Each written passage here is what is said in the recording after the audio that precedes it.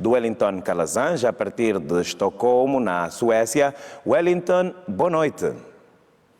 Boa noite, Ivan. Boa noite a você assistindo ao Conexão Angola. O professor Almeida acaba de chegar para a sua informação. Ivan, muito bem. Parabéns a Angola, parabéns a você, angolano, por este dia importantíssimo, o Dia da Independência de Angola, um dia que enche a todos nós, angolanos ou simpatizantes, que é o meu caso, eu sou um simpatizante da causa angolana, e parabenizo aqui o país e o povo de Angola por mais um dia de efeméride da independência. Isso realmente é um dia a ser celebrado. Nós agradecemos estas felicitações do Wellington Calazans, que disse bem, simpatizante por esta pátria. Vamos começar com a guerra no Médio Oriente e olhar para os destaques ao longo desta semana, a evolução do conflito entre Israel e o Hamas. Israel continua a empurrar os palestinianos para o sul de Gaza. Wellington Calazans, esta guerra já provocou mais de 12 mil mortos palestinianos em 5 semanas de conflito. Ivan, é uma tragédia. Eu tenho falado aqui a toda oportunidade em que sou convocado para comentar este tema, que é com uma sensação de impotência que estamos a assistir um holocausto, né? Alguns falam sobre eugenia, outros falam também sobre outros termos que poderiam definir bem esta situação, todos eles muito trágicos, nenhum deles iria suavizar a dor do povo palestino. A verdade é que até mesmo as mortes de alguns naturais de Israel, que foram verificadas no dia 7 de outubro, quando essa nova investida de Israel contra a Palestina foi justificada. Agora já há informações de alguns relatórios de que grande parte dos mortos foi consequência de ação do próprio exército de Israel contra o próprio povo, o que chamamos na linguagem militar de fogo amigo, e o que impõe ainda mais vergonha para aqueles que tentam normalizar este fenômeno de mortes de crianças, mulheres e idosos, mortes de civis, a pretexto do combate ao terrorismo do Hamas. O Hamas não é um grupo terrorista, é bom que se diga isso, é um grupo de resistência em busca da independência da Palestina e tem que ser respeitado dessa maneira. Ninguém aqui apoia o assassinato de civis, mas isso tem que servir para os dois lados. Ivan, repito, o direito de defesa de Israel não significa carta branca para matar, e é isto que está acontecendo. A hipocrisia ocidental, que precisa de gás depois do burro ato de permitir a destruição do Nord Stream na briga da NATO contra a Rússia em solo ucraniano, agora faz com que essas autoridades, que são autoridades políticas apenas porque morais não são, tentam relativizar e são agentes que contribuem para o massacre de Israel contra a Palestina. E o gás que ali foi encontrado é a grande razão disso tudo. Agora já não dá mais para esconder essa questão.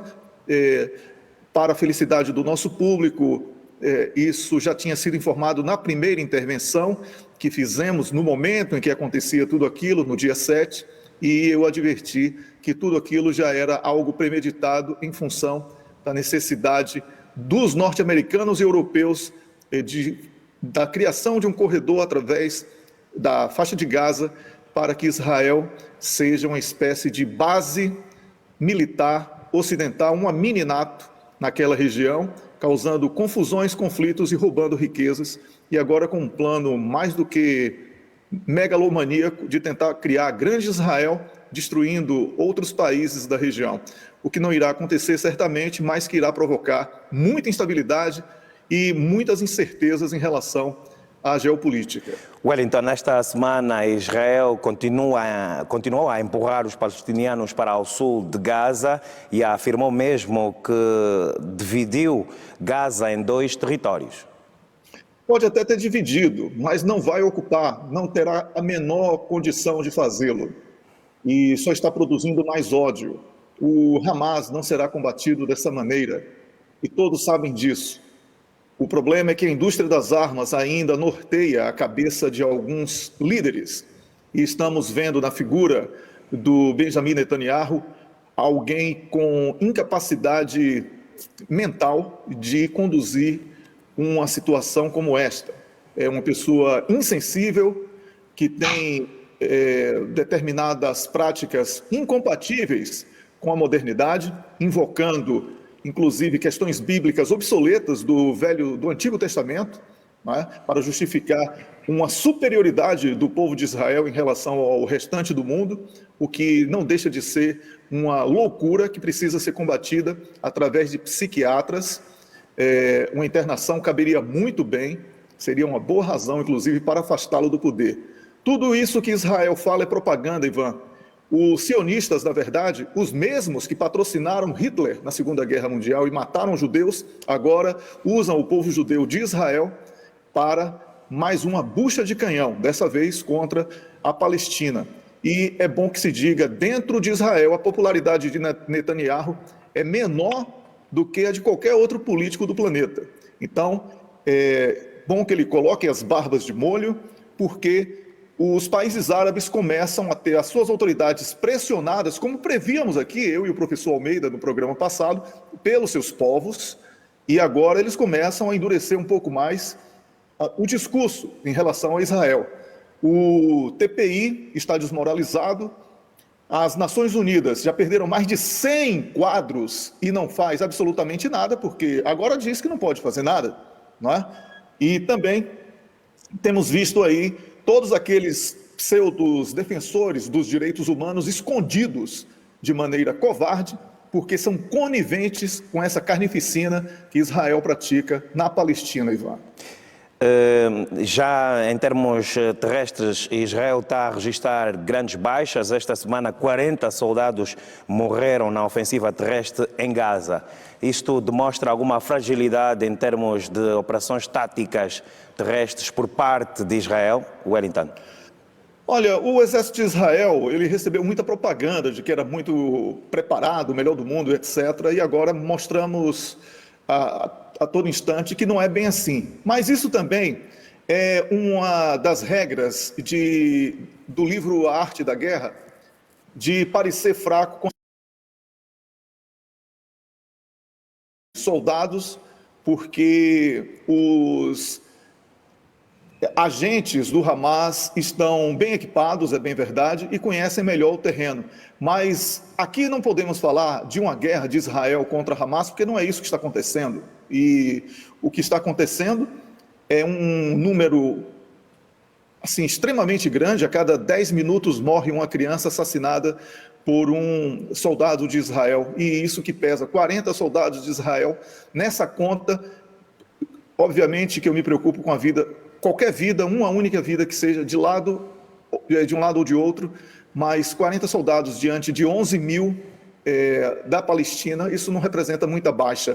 E é uma vergonha que a imprensa tenha esses números, inclusive endereço, nomes e uma história para cada um, porque são tão poucos da parte de Israel, né? Enquanto da parte da Palestina são apenas possíveis ligados ao Hamas, assim como se todo mundo ali tivesse algum vínculo com Hamas. Criança de 3 anos, 4 anos de idade não tem vínculo com Hamas, e é vergonhoso tudo isso. E eu não vou aqui lamentar perda de soldado, porque soldado vai para uma guerra, ele sabe que pode ganhar ou perder. Agora, civil, seja ele de um lado ou de outro, isso sim devemos olhar com muita atenção, porque é muito perigoso o que está acontecendo. O direito internacional foi destruído por Israel e o mundo precisa de uma reforma em todos os sentidos. Muito bem, Wellington, e já para terminar neste primeiro painel sobre a guerra no Médio Oriente, esta semana Antony Blinken terminou um périplo asiático dominado por Gaza. Será que resultou em alguma posição para encontrar-se a paz neste conflito? Não, porque Antony Blinken não quer, ele finge que está se esforçando para isso, mas o grande beneficiário disso tudo são os Estados Unidos da América e também a União Europeia, enfraquecidos depois da derrota da NATO na Ucrânia. Essa guerra, ela se fez necessária de maneira acelerada exatamente por causa da vitória russa. E agora eles tentam fingir preocupação e falam sobre cessar-fogo temporário, sobre corredor humanitário, quando não é nada disso. Israel invadiu a Palestina e aqueles que discursavam sobre invasão russa na Ucrânia têm agora um novo discurso, uma adaptação do discurso, não é? Que Israel agora não está invadindo. Então, Ivan, estamos assistindo a um holocausto somado a um festival de hipocrisia. Essa é a síntese de tudo o que está acontecendo. Vamos seguir, infelizmente, para um outro conflito que já dura há mais de um ano e é com Wellington Calazans que vamos entrar já para a guerra entre a Rússia e a Ucrânia. Wellington já referi há instantes que é um conflito que já dura há mais de um ano e que na falta de condições para acordo político-diplomático, a Rússia vai continuar a operação militar especial, diz o porta-voz do Kremlin. Vamos começar por aí. Isto significa que este conflito entre a Ucrânia e a Rússia e a Ucrânia não tem um final no fundo do horizonte. Olha, Ivan, eu quero informar que o professor Almeida voltou depois de ter perdido o sinal, apenas para sua informação, e Muito para bem. que o professor esteja ciente de que houve esse corte em função da perda do sinal dele. Eu tenho que fazer explicações porque o Ivan não tem acesso aí ao monitor da sala, mas não é meu papel, eu não quero roubar seu espaço aqui de apresentador, hein, Ivan? Eu quero dizer, Ivan, que a tentativa de balão de ensaio para um eventual plano de paz em relação à Ucrânia tem sido levantada de maneira unilateral, excluindo os interesses russos. Isso tem sido apresentado pelo Wall Street Journal, por exemplo, que é uma espécie de diário oficial, não oficial, não é? E outras publicações, não só dos Estados Unidos da América, como também do Reino Unido e da França, que falam sobre a necessidade da busca de um entendimento. Há até uma publicação, que agora me falha o nome, mas é norte-americana, que falou que Vladimir Putin está numa situação muito difícil, porque a Ucrânia agora quer a paz e ele quer mais guerra. Bem, eu vejo tudo isso como a última bala, né, da arma de propaganda, porque não há nenhuma condição do perdedor impor uma agenda para um processo de paz. Por benevolência, o vencedor deve sempre deixar a porta do diálogo aberta e a porta de qualquer tipo de retomada do conflito fechada. Nenhuma proposta ventilada até aqui nessa imprensa que substituiu o jornalismo por propaganda em defesa dos interesses da NATO, nenhuma dessas propostas busca ouvir o lado russo, os interesses russos. Na verdade, Ivan, eu falei há pouco sobre as Nações Unidas, muito bem reforçado no comentário do professor Almeida sobre o tema anterior de Israel, e que essa necessidade de reforma é urgente, mas aqui eu falo algo ainda mais grave. Não há razão para a existência da NATO. Então, a existência da NATO é a razão para tantas guerras, tanta instabilidade e tanta sabotagem contra determinados países e contra a paz em especial. Por isso, falar sobre paz sem ouvir o lado vencedor da guerra, se é que podemos dizer que numa guerra tem vencedor, não é? Porque onde há mortes, todos são perdedores. Mas a Rússia, ela sabe porque teve que iniciar o que ela chama de operação militar especial. Uhum. Não é isso? Então, as Nações Unidas, no caso da Ucrânia, foi bastante célere nas acusações, nos relatórios, o Tribunal Penal Internacional também. Olha aí, o Vladimir Putin está condenado, tem um mandado de busca contra Putin pelo Tribunal Penal Internacional, que obviamente os russos devolveram. decretando também um mandado de busca para os quadros do Tribunal Penal Internacional. Mas isso é só para dizer que as instituições internacionais ficaram desmoralizadas porque revelaram que estão aparelhadas e que defendem os interesses apenas de um lado. E falar sobre paz é impossível sem ouvir a Rússia. Sempre falamos isso aqui, não só eu, como todos os colegas. Sem ouvir a Rússia não vai haver paz. Por isso, os russos sabem que tudo que desenham como possibilidade de diálogo e paz tem sido feito de maneira unilateral por algum gabinete que foi formado para este propósito, colocando o Volodymyr Zelensky como, mais uma vez, o papel de boneco de ventríloco, reproduzindo apenas aquilo que é determinado. Mais uma vez, eu falo, não há razão para a existência da NATO. Essa guerra decorre da tentativa de expansão da NATO para as fronteiras junto à Rússia. Não existe também nenhuma possibilidade de falarmos sobre paz naquela região, com todas as sanções em vigor, com a demonização do povo russo, do país, né? Rússia, e até mesmo da cultura, do desporto, tudo relacionado. A Rússia está sancionado, está sob perseguição dos países ocidentais. Então, falar de paz e ignorar tudo isso que todos eles fizeram até aqui, somente porque agora estão sem armas, sem dinheiro, porque perderam a guerra, vai ficar realmente difícil convencer o russo de que eles querem apenas isso. Para complementar, Ivan, enquanto essa paz não chega, a Rússia agora ela investe em outras áreas na Ucrânia que já eram alvo da cobiça russa na sua operação militar especial. A cidade de Avdiivka, lá na Ucrânia, está cercada por 40 mil soldados e é mais uma das conquistas russas que deverá ser anunciada a qualquer momento. Isso significa que, enquanto a bandeira da paz não for levantada por Zelensky em forma de capitulação, rendição, não haverá paz e a Rússia vai seguir avançando e conquistando mais e mais territórios, que para a Rússia, quanto mais distante das suas fronteiras a NATO possa atuar, melhor para a sua segurança interna.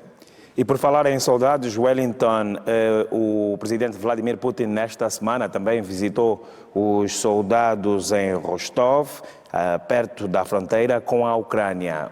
Que mensagem quer Putin passar?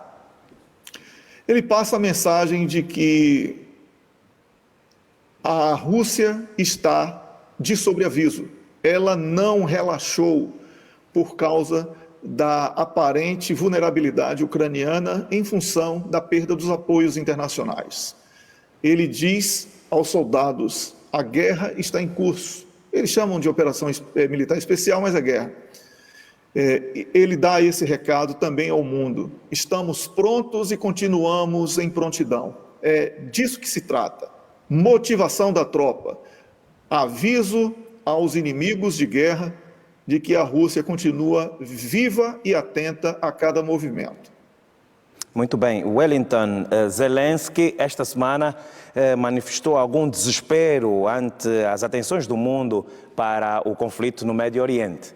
Está quase que sem apoio. Não, ele está sem apoio. Não existe mais apoio. Existe promessa, mas que não serão cumpridas. Não há dinheiro. Eu digo, vou além aqui. A promessa dos Estados Unidos de dinheiro e da União Europeia para Israel também, essa promessa não será cumprida, porque não há dinheiro. O mergulho na guerra da Ucrânia quebrou as economias dos Estados Unidos e da União Europeia como um todo.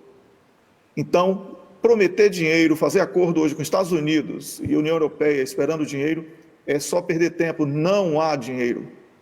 Estão em sérias dificuldades. Por isso esse desespero agora para poder, através de Israel, ter acesso ao gás. Porque os países europeus perderam a competitividade industrial. e agora as reservas estão sendo esgotadas. Com a destruição do Nord Stream pelos próprios membros da NATO, a Europa está condenada a não ter competitividade, porque não vai ter gás barato como tinha antigamente a partir da Rússia. Então, toda guerra é por economia.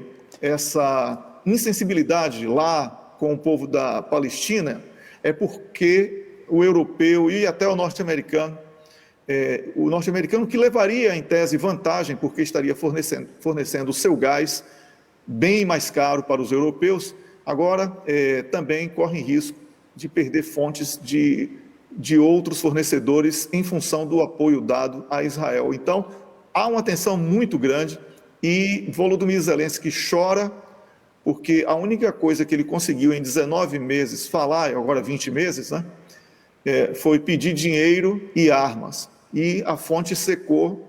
Imagina uma pessoa que só tinha uma função na vida, que era pedir armas e dinheiro, e não tem mais. Ele vai chorar, não é, Ivan? É isso aí. E esta semana Zelensky também descarta a possibilidade de eleições na Ucrânia o próximo ano. E também estão sumindo misteriosamente potenciais opositores. Os partidos de oposição foram todos fechados, perderam as suas funções, o que significa que Zelensky sabe que se alguém concorrer com ele, irá ganhar, e a situação dele vai ficar muito complicada, porque todos os casos de corrupção que estão sendo levantados a partir de quadros internos que conseguiram sair do país e também de uma imprensa independente que tem acompanhado atentamente os movimentos da Ucrânia antes mesmo da operação militar especial da Rússia ter iniciado, todos sabem, Ivan, que a corrupção de Volodymyr Zelensky é algo assustador. Então, Volodymyr Zelensky teme terminar tudo isso naquela história de herói a vilão, né? E acabar sendo mais uma autoridade a ver o sol nascer quadrado, preso por corrupção.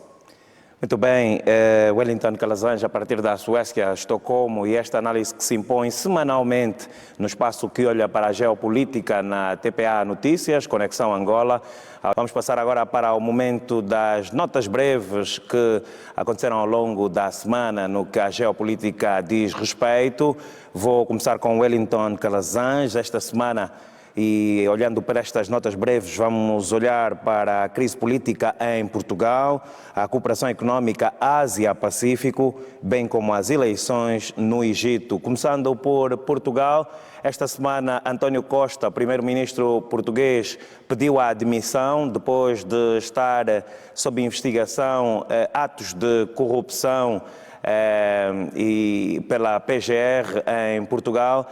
Wellington Calazans, o que lhe oferece a analisar sobre esta crise que vive Portugal? Olha, a maneira como foi publicado, né, o episódio e a pressa com que ele se afastou do cargo, inclusive preservando a questão da instituição, falando que o cargo era incompatível com aquele nível de acusação. Eu vejo que agora é uma responsabilidade muito grande por parte do Ministério Público e das autoridades policiais portuguesas de provar isso com muita pressa, porque o estrago na vida política do quase ex, né, porque ainda está no cargo, o primeiro-ministro português, não poderá ser perdoada se eles não conseguirem provar, porque o estrago de imagem e na carreira política do primeiro-ministro já está consolidado. Ele teve que se afastar do cargo. Agora, todos sabiam que, primeiro, vai ter eleição no próximo ano, e isso também mancha, de certa forma, a trajetória do partido, que vinha, de alguma maneira, sendo a preferência portuguesa, com geringonça ou sem geringonça, e, de alguma maneira, também conseguiu minimizar a situação complicada que vinha vivendo há pouco mais de uma década. Então, Ivan, assim, se for verdade, o Ministério Público terá feito um trabalho realmente de grande valor, de grande respeito. Se não foi, quem será punido no Ministério Público e quem será punido nas autoridades policiais, por ter já de imediato prejudicado uma carreira. O primeiro-ministro português tinha a pretensão de ocupar cargos na União Europeia, só que ele se aliou a um fraco, que é Emmanuel Macron, que não tem força sequer interna. E com isso, Ursula von der Leyen e os Estados Unidos da América, com o seu candidato já definido, esses atores aí podem também ter contribuído para que esse escândalo tenha despoletado em Portugal, eliminando assim um forte concorrente do candidato preferido por Ursula von der Leyen e também por Joe Biden, porque os Estados Unidos têm muito interesse na situação da União Europeia agora, porque a situação na Ucrânia ficou extremamente agravada. Então, a maneira como Ursula von der Leyen comentou o episódio de Portugal revela um certo ar de desconfiança para quem acompanha esses movimentos na política, que é o meu caso. Mas espero também estar completamente errado e de que tenha sido um espetacular trabalho do Ministério Público português, porque não vai ter nada de bom para o primeiro-ministro português depois de tudo isso. Sendo verdade ou mentira, a carreira política dele já está acabada. E no mundo em que as redes sociais são rápidas para um julgamento e condenação de maneira sumária, vamos ver aí mais uma situação em que, se for verdade, houve celeridade e competência. Se não foi verdade, teremos a condenação injusta, mas irreversível. Então, é disso que se trata a crise política em Portugal. Muito bem, Wellington. E a cooperação econômica Ásia-Pacífico, Xi Jinping encontra-se na próxima semana com Joe Biden em São Francisco. Que sinal é este encontro entre estes dois estadistas?